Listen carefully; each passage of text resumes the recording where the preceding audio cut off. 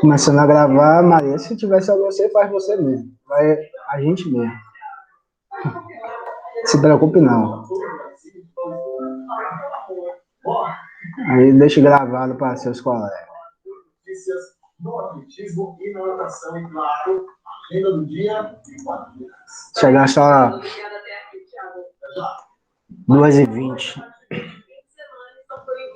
Aqui.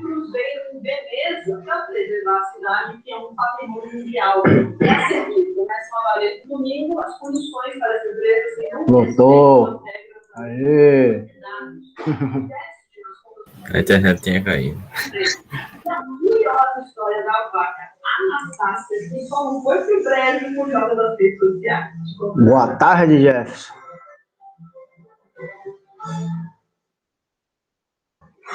Bem-vindos ao primeiro teste cego de cartão de crédito. Boa tarde, Anderson.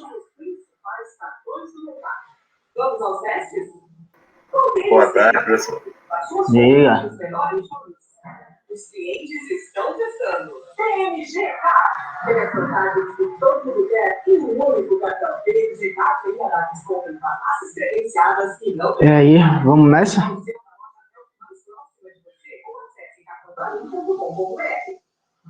Vocês viram o outro? Alguém assistiu?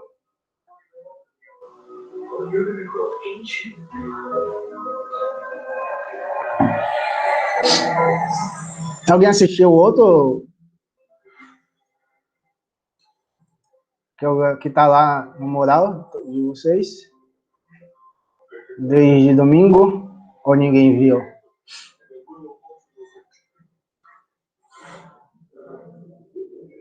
Esse silêncio quer dizer que vocês não assistiram. É? Mas eu vou ficar gravando lá.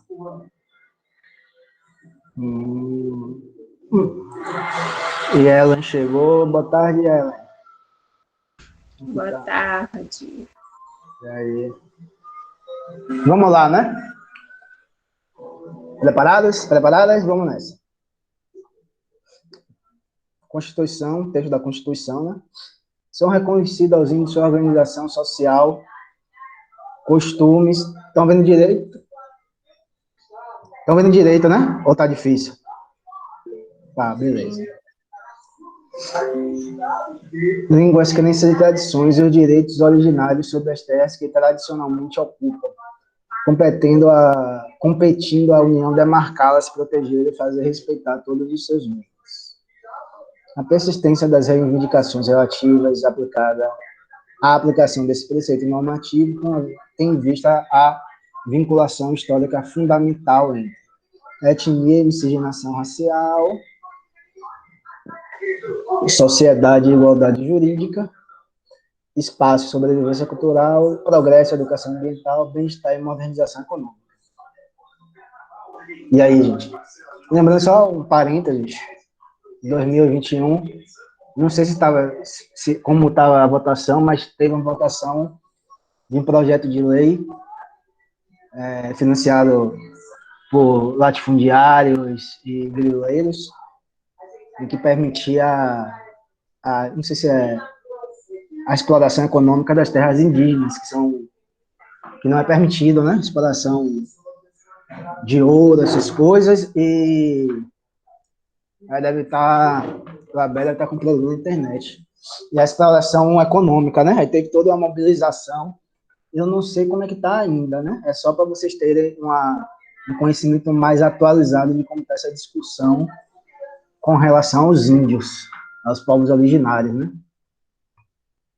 Vamos lá, né? Letra A, etnia e miscigenação racial. Não tem nada de miscigenação racial, né? Então, estamos falando do reconhecimento dos índios e sua autonomia enquanto povos originários, né? Então, não está falando nada de miscigenação. Sociedade e igualdade jurídica, né? Está falando nada de sociedade e nem de igualdade jurídica, né? Está falando justamente da preservação dos índios, né? Das terras, dos costumes, etc. Essa educação ambiental não está falando nada, está falando do reconhecimento, e progresso tampouco, né? Bem-estar e modernização econômica não é mesmo, né? Então, ficou como... Quem foi que respondeu? Maria, letra C. Certíssimo, Maria. Vamos lá, vamos conferir. Letra C. Aí tem a explicação.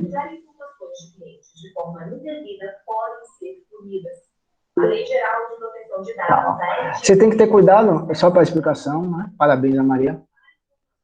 A igualdade jurídica, ela vai ter sua efetivação, por exemplo, no caso dos índios, se tratarem os índios enquanto desiguais, né? Porque a igualdade jurídica não funciona em tratar todos desiguais, porque se você tratar todos desiguais, você vai estar, em alguns casos, obviamente, né, vai estar perpetrando a própria desigualdade. Por que isso? Se você tratar os índios de forma igual como você trata aqueles que não são os índios, você vai fazer o quê? Vai fazer com que ele perca algumas tradições, ele perca o espaço que é constitutivo do próprio ser do índio, né? A natureza, ele vai perder seus costumes, etc. Então, você tem que preservar aquilo, ou seja, tratar como desigual, né? Para que eles tenham preservado toda a sua cultura. Mas vai ficar mais claro, por exemplo, quando você fala das leis com relação às pessoas com necessidade, né? Você tratar todo mundo igual, você vai acabar fazendo com que eles tenham mais dificuldade, né? Porque a maioria das pessoas não tem a necessidade de ter rampas de acesso, né? Não tem necessidade de ter algum outro tipo de adaptação. Aí você vai tratar aquelas pessoas da forma desigual que faça com que eles tenham um processo adaptativo mais isonômico. Então, você não é tratar igual, né? Logicamente que a democracia, o direito, etc., tem essa tendência de tratar isonomicamente todas as pessoas, né? Mas tem alguns grupos de pessoas que têm que ter um tratamento especial para que elas tenham um mínimo de possibilidade de viver em sociedade de forma digna. Tá? Só se aparecer alguma questão assim nesse sentido, né? Não sei se aparece, mas se aparecer, vocês vão acertar. Questão 2. O conceito de democracia no pensamento de Habermas é construído a partir da dimensão procedimental, calcada no discurso e na deliberação. Tá? Deliberação, gente, vamos dizer assim, uma tentativa de que se chegue a algum tipo de consenso sobre algum tipo de problema. Consciência que sentido? Os atores sociais, nós como os indivíduos, né, vamos discutir com outras pessoas e dessa discussão sai algum tipo de consenso para que tipo de política iremos implementar. Né? E essa discussão, essa relação entre as pessoas, ela vai se dar sem nenhum tipo de coação, sem nenhum tipo de hierarquia e sem nenhum tipo de relações de poder. Então, o pressuposto ali da deliberação de Habermas é o pressuposto de que todas as pessoas que estejam ali sejam de fato iguais. Que não tenha nenhum tipo de assimetria com relação à classe social, a questão econômica, a questão de raça, a questão de gênero, etc. Tá certo? Então, é esse o pressuposto dessa democracia deliberativa em Habermas. A legitimidade democrática exige que o processo de tomada de decisões políticas ocorra a partir de uma ampla discussão pública, para somente então decidir. Assim, o caráter deliberativo corresponde a um processo coletivo de ponderação e análise permeado pelo discurso que antecede a decisão. Discurso, reiterando, gente, que tem que ser necessariamente entre pessoas livres. Né? A esfera pública para Habermas é isso. Na discussão que ele faz sobre a teoria do agir comunicativo, da teoria mais ampla, mas também nas discussões sobre ciência política que Habermas faz. Então, vamos lá. O conceito de democracia proposto por Habermas pode favorecer o processo de inclusão social. De acordo com o texto, é uma condição para que isso aconteça. participação direta periódica do cidadão, debate livre e racional entre cidadãos e Estado, interlocução entre os poderes governamentais, eleição de lideranças políticas com mandatos temporários, controle do poder político por cidadãos mais esclarecidos. Gente. Mataram, né? Natan, boa tarde, Natan. Chegou aí, nem vi. Boa tarde, é que eu estou em outra reunião, mas eu estou de olho aqui também. Ah, massa. Um macetezinho, Carol, e aí? Um macetezinho, a gente vai. Boa tarde. Boa tarde. Na maioria das questões, você vai ter lá o enunciado e vai ter, assim, básico, se tiver 5 alternativas. Né? O básico, assim, vai ser umas 3 alternativas que você já vai descartar. 2 a 3 alternativas que você já vai descartar, assim, essas daqui não são, com certeza não são. Dessa questão, interlocução dos poderes governamentais.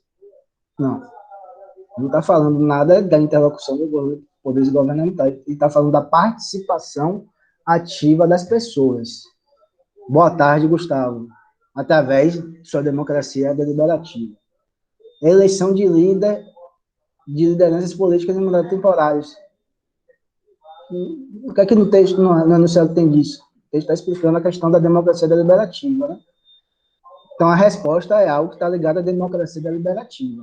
Controle do poder político por cidadãos mais esclarecidos. Não é o fundamento da democracia deliberativa de Habermas, né? Ele não está fazendo nenhuma hierarquia, como eu acabei de falar.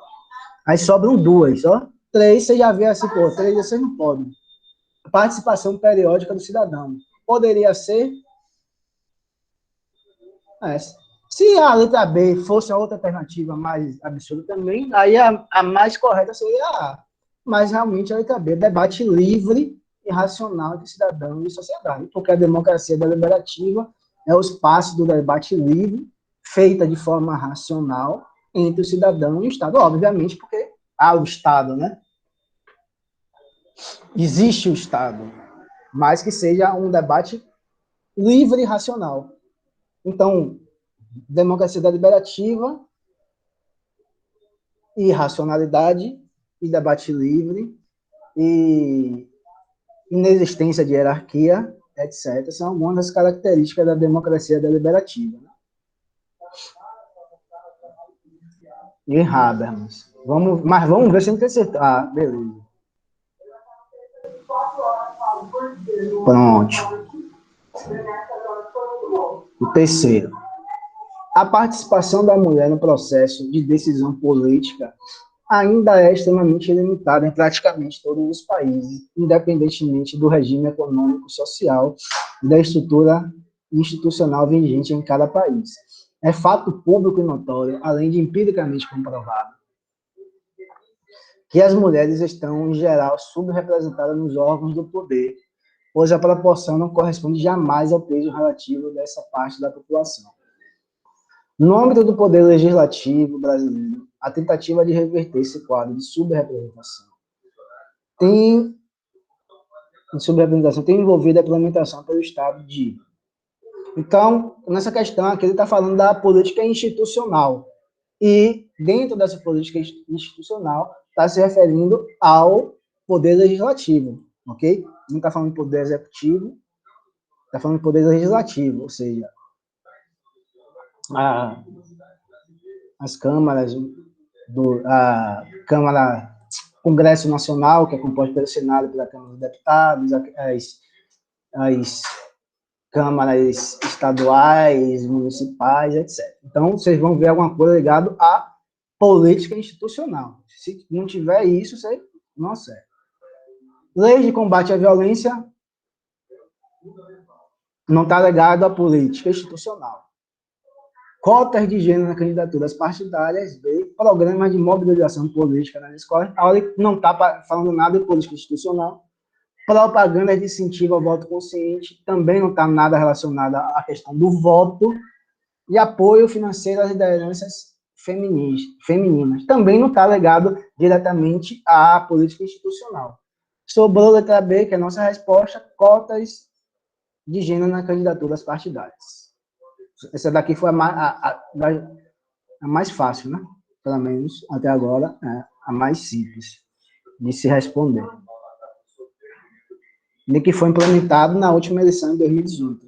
Teve um monte de escândalo, tal, de candidatura laranja, etc., mas está valendo já, viu? Em questão, vai falar sobre democracia deliberativa e ativista, né? Essa é a quarta. A democracia deliberativa afirma que as partes do conflito político devem deliberar entre si.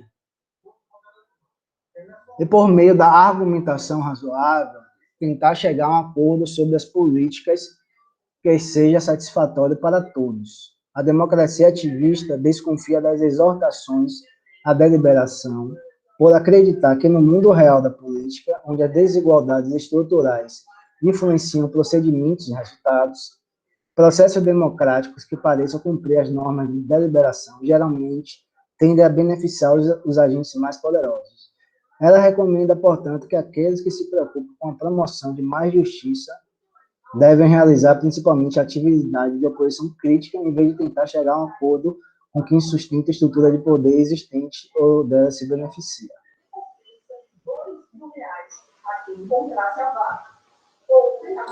Então nessa questão há uma contraposição entre a democracia deliberativa e ativista. Vamos lá, né? As concepções de democracia deliberativa e democracia ativista apresentadas no texto tratam como imprescindíveis, respectivamente. A decisão da maioria e a uniformização de direitos. B. A organização de eleições e o movimento anarquista. C. A obtenção do consenso e a mobilização das minorias. D. A fragmentação da participação da desobediência civil. E. A imposição de resistência e o monitoramento da liberdade. A gente já fez anterior, e quando eu falei, Gustavo, olha, você pegou o anterior, o começo? Olha, a anterior não, acho que você não pegou a discussão da terceira, não. A democracia deliberativa, eu falei que era racional, né? Inexistência de uma hierarquização de poder econômico, cultural, etc., poder econômico de gênero e tal, e que tem como objetivo fazer o quê, gente? Qual o objetivo da democracia deliberativa? Que aquelas pessoas que estão em discussão racional e livre cheguem a um consenso. Qual a única alternativa que tem consenso? C. Aí você fala, a decisão da maioria, não é a decisão da maioria, é a obtenção de consenso. Não basta a decisão da maioria para a democracia deliberativa, tem que ter um consenso nas decisões. Mas, mesmo se você tivesse na dúvida, Gustavo, a democracia ativista, pelo texto, não está falando de uniformização de direitos, está falando justamente de que a democracia deliberativa ela é falha justamente por causa disso, porque ela não leva em consideração as assimetrias de poder existentes na esfera política, na esfera pública. Então, ele não quer uniformização de direitos, ele quer justamente que aqueles grupos políticos que não têm a voz ouvida na arena política, que sejam ouvidas. E que, para isso, vai ser necessária uma mobilização das mesmas, né? Então, a uniformização do direito está errado, a organização de eleições não tem nada relacionado a isso com a democracia deliberativa. Aí a primeira afirmação é em relação à democracia deliberativa, óbvio, e a outra é a ativista. A C, a obtenção de consenso, mobilização, que é a resposta correta. Fragmentação da participação da desobediência civil. Não tem nada de fragmentação da participação política, todos têm que participar. Imposição de resistência e monitoramento da liberdade. Não tem nenhuma imposição de resistência alguma na democracia deliberativa. Né? Você vê que a B, a D e a E são respostas que não tem sentido. Assim, você falou, não tem sentido. Então, realmente, o que ficaria era entre a letra C e a letra A, e principalmente com relação à democracia deliberativa, né, que você poderia ter alguma dúvida, como o Gustavo teve sobre a decisão da maioria. Viu, Gustavo? Debate livre e racional, democracia deliberativa. Se cair assim, debate livre e racional em busca de consenso. Aí quem quiser anotar, anota. Quando tiver essas palavrinhas, são palavrinhas que vão, se tiver em alguma das alternativas, provavelmente será essa, debate livre e racional em busca de um consenso político. Tá certo?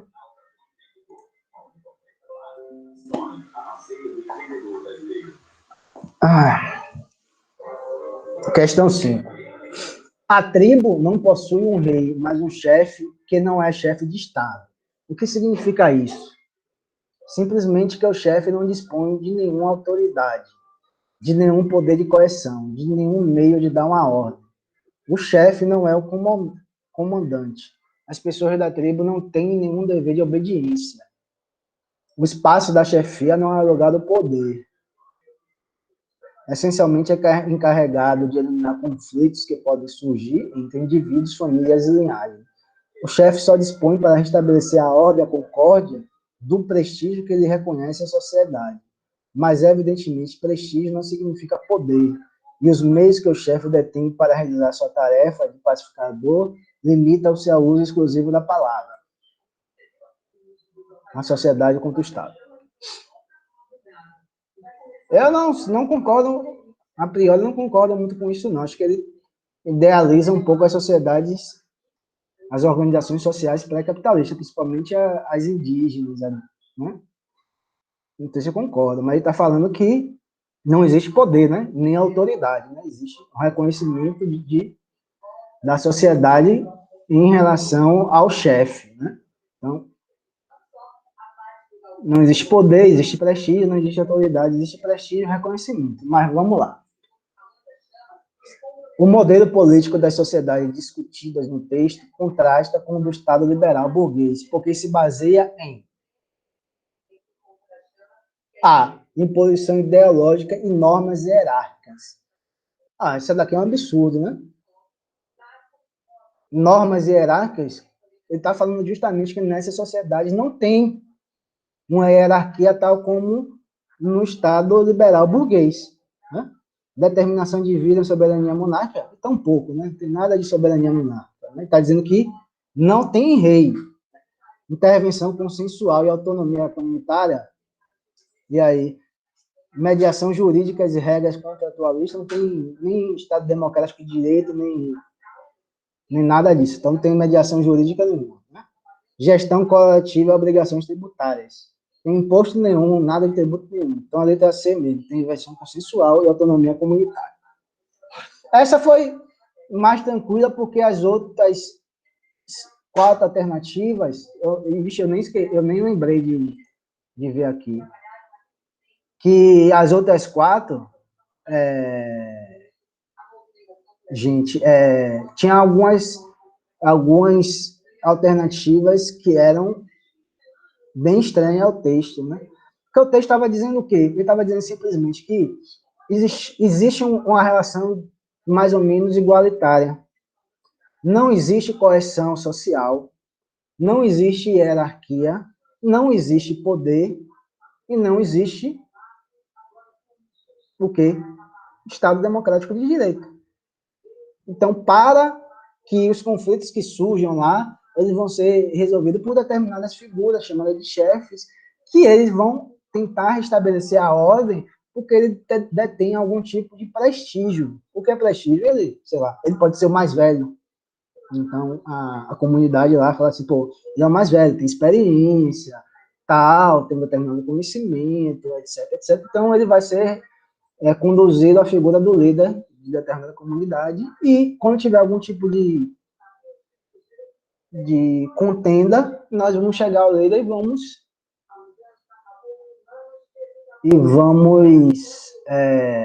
levar os problemas a ele, e ele vai resolver, né? Então, isso quer dizer o quê? Que há um relativo consenso na sociedade, né? Sociedade mais simples, como se chama, e a autonomia comunitária, porque a autonomia, as próprias pessoas de dentro resolvem o seu problema. De que forma? Coercitiva, através do poder? Não, de forma relativamente livre. Né? Tá certo, gente?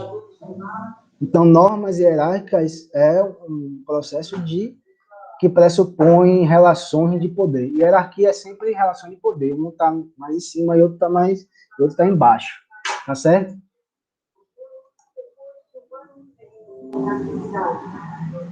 O sexto. Essa daqui eu achei uma de antemão já vou falando, uma questão péssima. Né?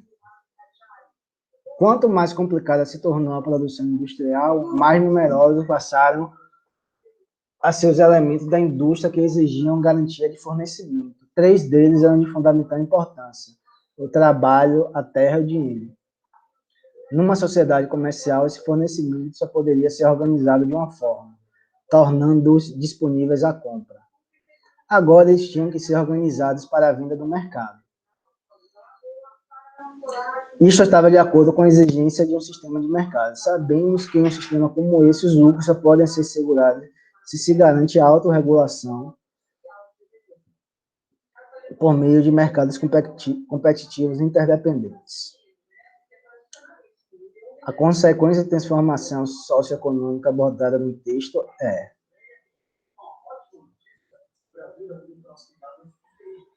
expansão das terras comunais, limitação do mercado como meio de especulação, consolidação da força de trabalho como mercadoria, diminuição do comércio como efeito da industrialização, letra E, adequação do dinheiro como elemento padrão das transações.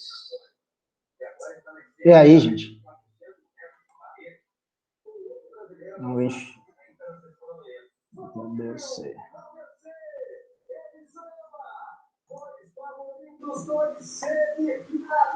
Gustavo tá entre A e entre a B e a C. Mais alguém? Carol, tá silenciosa hoje? Não é que hoje eu tô na loja, aí tá meio tá, complicado, beleza. às vezes eu nem tô escutando direito. Beleza. Olha aí, viu aí, Carol é dona de uma loja aí na cidade dela, do maior comércio da cidade dela. Viu, gente? Comerciante vai fé. Então, todo mundo que for lá, não sei nem onde Carol mora, né? Mas todo mundo que for lá, saiba que todo mundo Pilões. Sejam todos bem-vindos, Pilões tem 20% de desconto, viu, gente? É letra C, né? A questão está dizendo letra C. E falando que essa transformação, né? O desenvolvimento do capitalismo, ele tem como consequência a consolidação da força de trabalho como mercadoria. É isso, tá? A A, a B e a D estão bem erradas. Limitação do mercado como meio de especulação, né?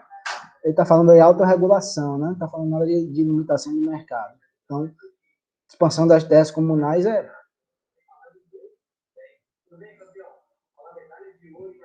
as terras são propriedade, tudo torna-se propriedade privada, quase tudo, né? Só que no texto não está falando nada da consolidação da força de trabalho como mercadoria, né? O dinheiro também se torna o elemento padrão das transações, né? O dinheiro para Marx, né? É o solvente universal, né? Então, ele torna-se padrão realmente todas as transações, todas as ações econômicas de troca, né? Todas as mercadorias são trocadas através da mediação do dinheiro. Então, o dinheiro é universal, né? Mercadoria é universal. Por que a consolidação da força de trabalho? Porque é um conhecimento que você deve ter da interpretação, da crítica da economia política de Marx, né? Você tinha que saber isso. Né? Porque o texto não está... Você não vê nada muito explícito, você não vê nada explícito, nem implícito, que você possa inferir que é a letra C. Então, você teria que saber lá de Marx, que Marx fala que a força de trabalho transforma-se em mercadoria no próprio capitalismo, tá certo? Por que torna-se mercadoria? Porque a força de trabalho tem valor de uso e valor de troca. Mercadoria, a contextualização histórica, mais ou menos, tá aí, explícito. Justamente, provavelmente, um processo de revolução industrial, né? Aquelas transformações, na solidificação mesmo do capitalismo em sua vertente industrial, né? Só que o que é isso? Marx já está falando que a mercadoria, né? A produção, como ele entende o que é mercadoria, ele vai falar assim, ele vai discutir lá no capítulo 1 sobre mercadoria, ele vai falar, olha, mercadoria é o objeto que ele tem, não qualquer objeto que vai ter um determinado valor de uso e valor troca, né? Ele vai ter uma utilidade e ele vai ter, vamos simplificar para vocês entenderem, ele vai ter um determinado preço, né? Apesar de ser conceitos diferentes, eles se relacionam, né? Então, vamos falar assim, valor de troca, né? Ele vai ter um determinado preço, né?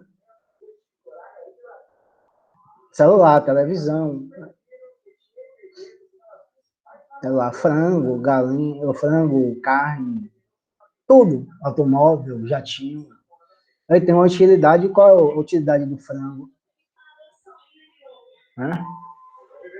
De matar nossa fome, né? Qual a utilidade do jatinho? É um meio de transporte, né?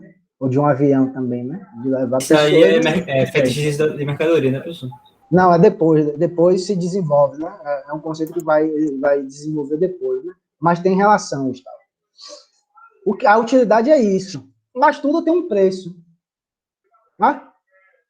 Tudo vai ter um preço, né? O avião tem um preço, a carne tem um preço, o frango tem um preço, o celular tem um preço, tudo vai ter um preço.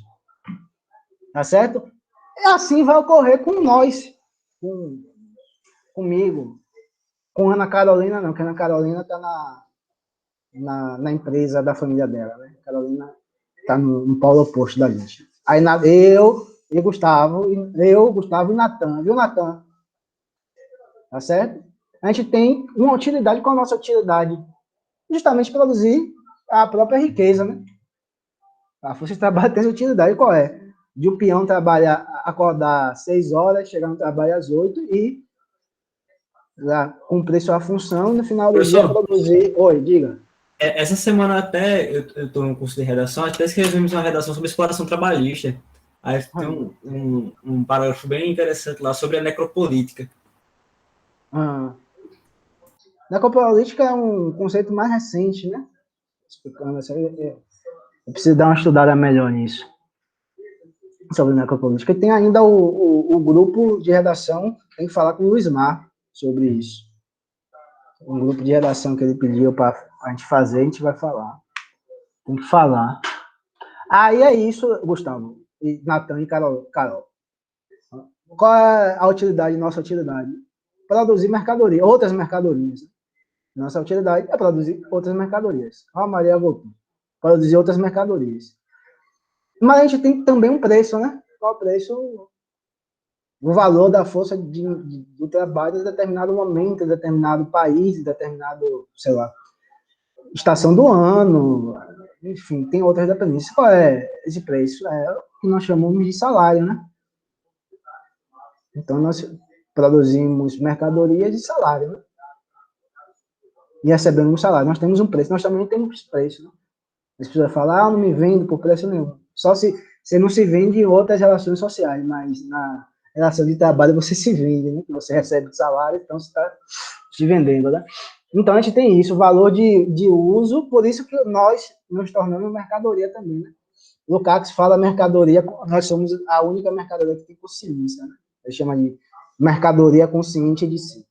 Então nós temos preço e utilidade. Utilidade para produzir outras mercadorias, o preço, quanto vale a força de trabalho segundo as leis do mercado. Tá certo? Então, dentro dessa perspectiva que gravita em torno da crítica da economia política de Marx, lembrem-se, a força de trabalho é mercadoria. Tá certo? A força de trabalho é mercadoria. Vamos lá?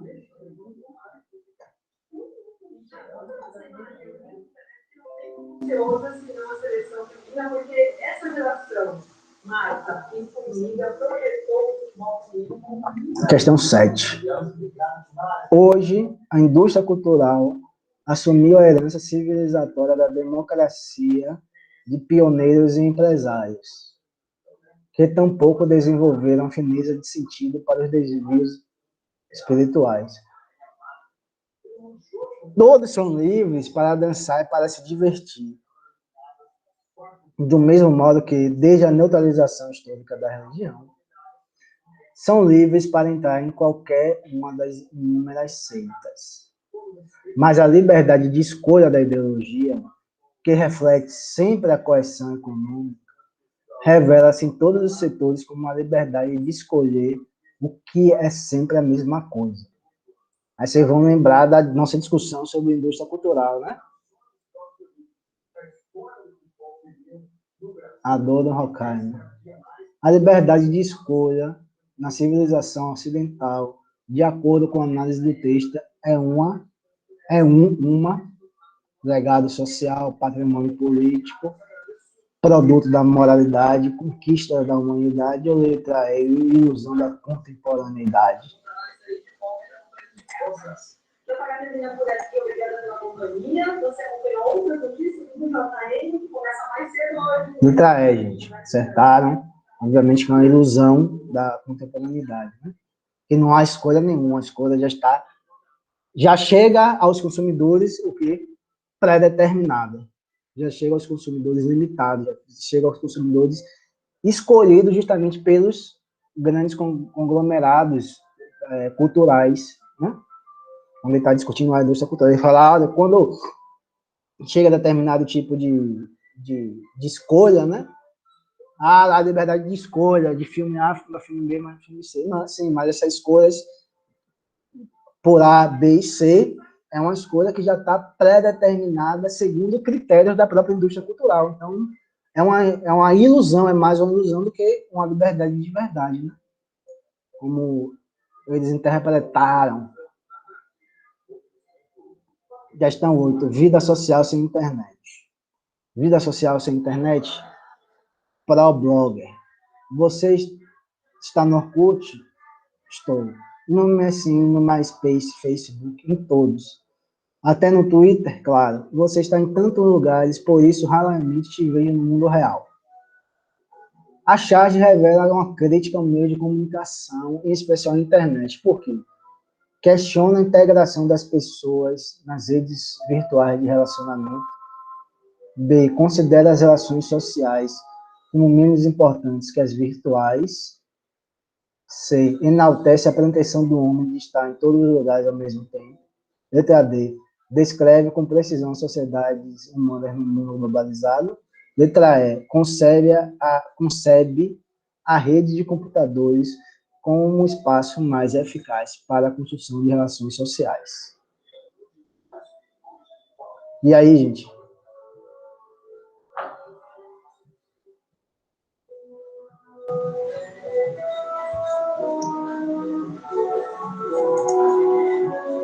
Não, e ela voltou. A tirinha antiga, né? Você conhecia, não conhecia? Não conhecia, não. Letra E. A. É o quê? Letra A. Ai, meu Deus do céu, não conhecia não, né? Considera as redes sociais mesmo importante, porque é sempre como eu digo, né? 3 estão muito erradas. Muito erradas. A rede social como espaço mais eficaz, não, né? Que é uma ironia, né? Enaltece a proteção do homem, de estar, também não. Considera as redes sociais como isso, não, né? Aí você vigaria, pô, descreve com precisão, há uma descrição das próprias mudanças, né? Mas a questão mais alternativa, mais correta, é realmente a letra A, né?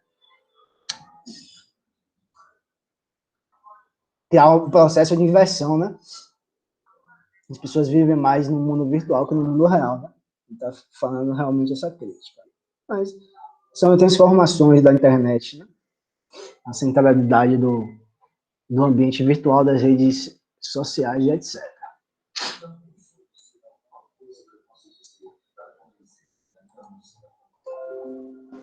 Aqui apareceu Primeira questão que aparece um clássico. A sociologia ainda não ultrapassou a era das construções e das sínteses filosóficas. Em vez de assumir a tarefa de lançar luz sobre uma parcela restrita do campo social, ela prefere buscar as brilhantes generalidades em que todas as questões são levantadas sem que nenhuma seja expressamente tratada. Não é com exames sumários e por meio de intuições rápidas que se pode chegar a descobrir as leis de uma realidade tão complexa. Sobretudo, generalizações às vezes tão amplas e tão apressadas não são suscetíveis de nenhum tipo de prova. O suicídio do Durkheim. O texto expressa o esforço de Durkheim em construir uma sociologia com base na... essa daí é... pelo amor de Deus. Vocês...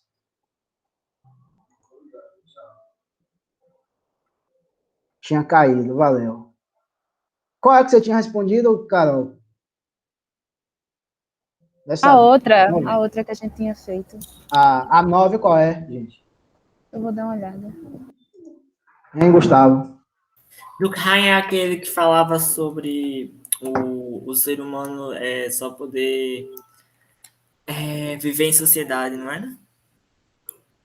Basicamente todos falam, né? Durkheim é aquele que falava... Durkheim é dos fatos sociais, do positivismo. Então, eu acho que era... Da correção, dos fatos sociais, Então, eu acho que da era racionalidade. AC, não sei. Eu acho que é a D, porque Emile Durkheim ele tenta trazer a sociologia mais para a área de uma ciência mesmo, né? Ele tenta diferenciar isso da filosofia. Tenta fazer, diferenciar isso, exato, tenta, faz isso mesmo, da filosofia, da psicologia, de outras áreas. Ó, para vocês responderem, ele é positivista. O que é positivismo? Positivismo surge lá com Comte, tem continuador com o Durkheim, faz umas críticas, mas ele continua, tem uma linha de continuidade.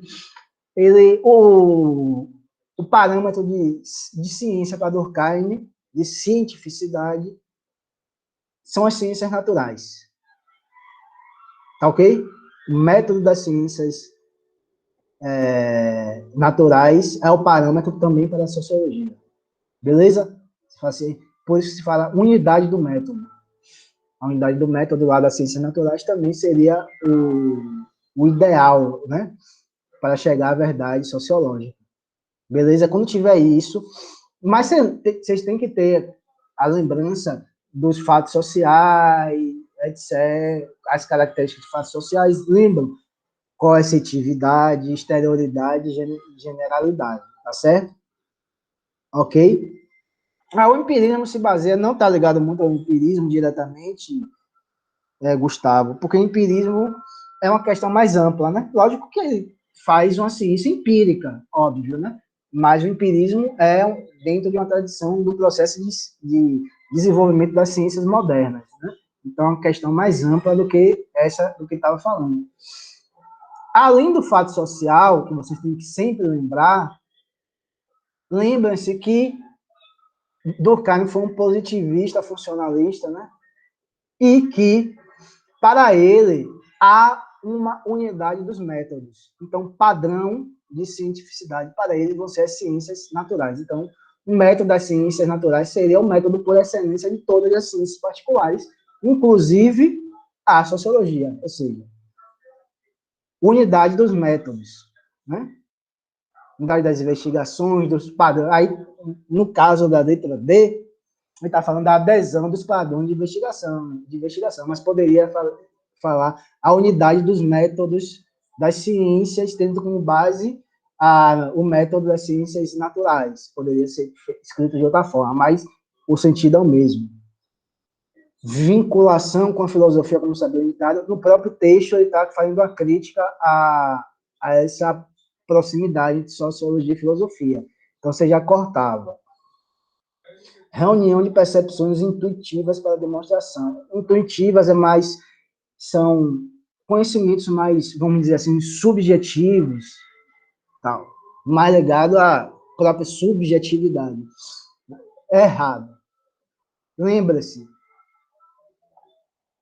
Durkheim é um positivista. o positivista, ele acredita na existência da objetividade dos fatos sociais. Objetividade no sentido que aquilo que ele está analisando, que ele está chegando à conclusão do ponto de vista da sociologia é a verdade. Só que ele vai ter um determinado caminho para chegar a essa verdade. Como se chega a essa verdade? Se chega justamente superando essas percepções intuitivas, nossos valores subjetivos, nossas crenças subjetivas. É o que Durkheim vai chamar de pré-noções. Ele vai falar assim, olha, quando eu for analisar um objeto, o que é que o pesquisador tem que fazer? O pesquisador tem que tratar ele como coisa. O que é como coisa? Você vai estudar, sei lá,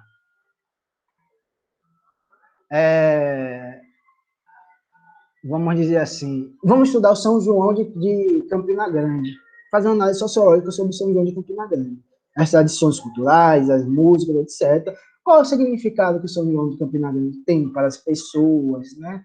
Como essa transformação, todas essas festas, indústria cultural, como que abala a própria tradição de um São João, vamos dizer assim, mais tradicional, tal. A gente vai discutir sobre isso.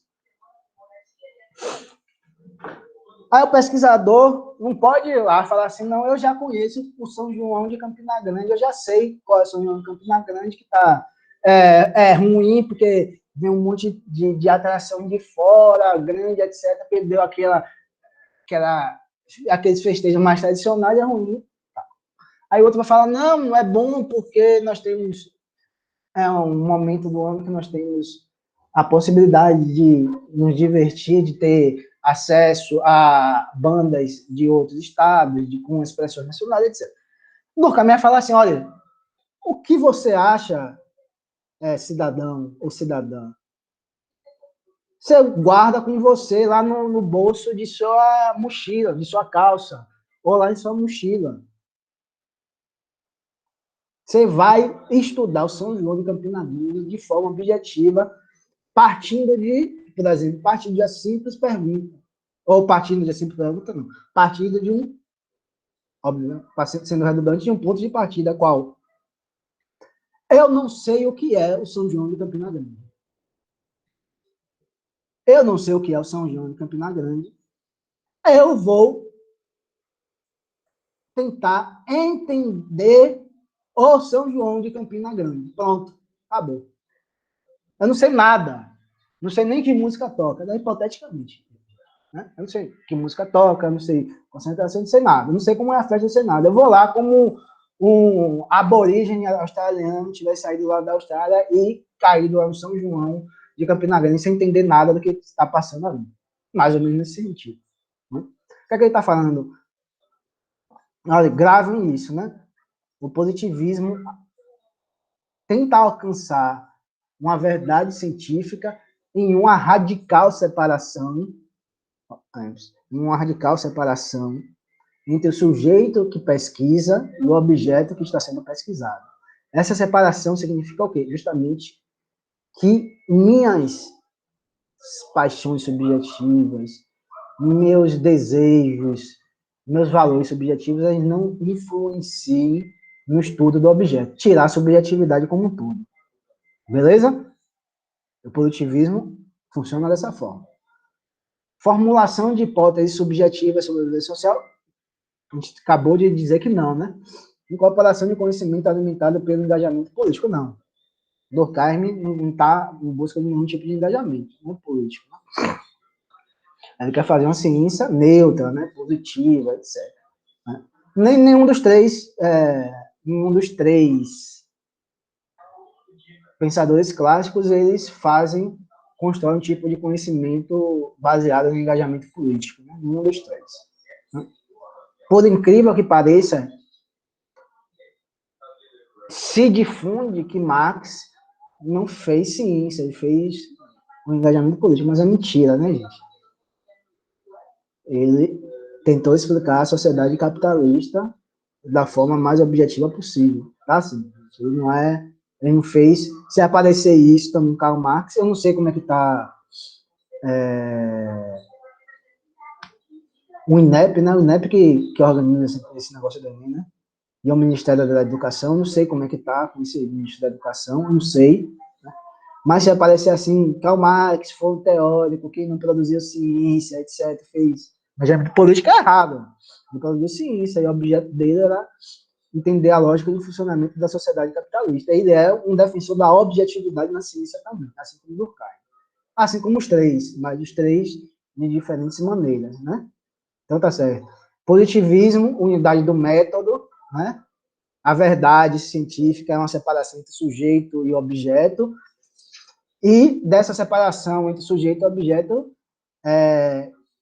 pressupõe uma ideia de verdade baseada naquilo que nós conhecemos como neutralidade. Né? Neutralidade. A verdade é neutra, eu estou me afastando das minhas prenoções, estou produzindo uma ciência totalmente neutra. Então, gente, a gente vai ficar por aqui, né, dessas questões, que acho que já tem 1 hora. Eu vou ver esse final de semana eu faço mais, mas aí eu posto lá no moral de todos vocês, beleza? Belezinha? Tranquilidade. Professor, mas é melhor quando a gente fica interagindo, porque a gente pode tirar dúvidas. Não, calma, sabe por que isso? Não estou dizendo que não vai ter na próxima sexta, não. Estou falando que vai ter a sexta e vai ter um que eu vou gravar. Ah, tá. Tá? Beleza. Porque teve turma que ela não quiseram ter essa aula.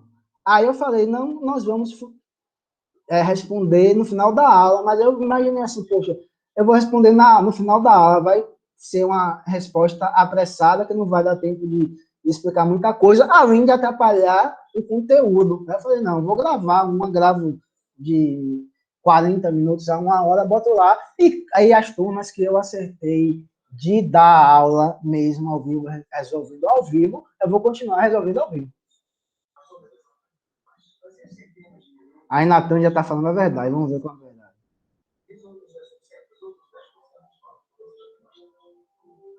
E parabéns, Natan. Mas foi um migué justificável, né? Não, é porque foi uma quarta que teve.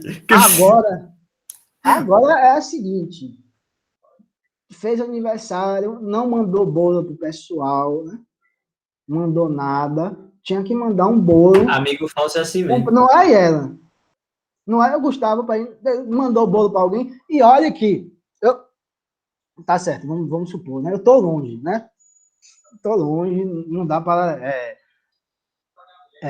vai ser complicado.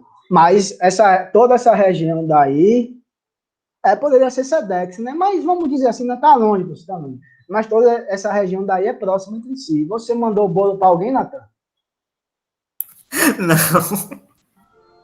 Você pega um ônibusinho, 20 minutos está em Alagoa Grande, né? Aí outro tanto está em Dominês, aí outro tanto está em Pilões, aí outro tanto está em Bananeira. 20 minutos, amigo. 20 minutos está aqui. Ele não mandou por quê? Porque, gente, ele não quis, viu, gente? Então... Meu bolo foi muito pequeno, professor. Só foi para aqui de casa mesmo. Não sobrou nada, não. O capitalista é assim mesmo, ele tem ali uma quantia exacerbada e diz que é pequeno, que dá para ninguém. O pequeno dele deve ser aqueles bolos de 5 andares, né? Não foi coisa pequena, aqueles bolão de 5 andares, etc., que você dá para o ano todo, né? Então, Natan, seu aniversário foi em julho, não foi? Em julho. Julho, não me lembro a data que foi. Todos fiquem lembrados que em julho de 2022 é para o senhor Natan. Viu? Que já provavelmente vai estar com aulas pelo menos híbrida, não, acho que já vai estar totalmente presencial, né? Eu acho que vai estar. Vai estar com aula presencial, então a festa ou leva os bolos ou faz a festa lá, ou chama todo mundo para comer na pizzaria, no restaurante, e que Natan vai pagar para a gente. Viu, Natan? Aí, Natan, vai guardando lá o dinheiro de agora, viu, Natan? Do jeito que eu tô, professor, se brincar isso aí é até legal. Faz tempo que eu não saio pra fazer as coisinhas. Viu? A professora, eu não falo comigo que eu será que o professor é igual ao professor Raimundo, né, da escolinha, né? Nosso salário, ó, te ganha pouco e tal, ficar com algum tempo, né? É sério, Ellen? Ô, gente. Então, gente, beleza, espero que tenham gostado, que tenham ajudado a vocês, e no decorrer desse semestre vamos ter mais encontros com essas resoluções para vocês chegarem, ou quem fizer como teste esse ano, já chegar afiado e no próximo ano 100%, acertar os 100% das questões. Beleza, gente? Valeu pela participação, tenha uma boa tarde, uma boa sexta, nos encontramos na quinta-feira nossa aula, né? Não, na quarta-feira, Valeu, gente, eu vou deixar lá no mural essa aula, viu? Tchauzinho. Tchau, Tchau. obrigada. Valeu, Natan. Valeu, Yel.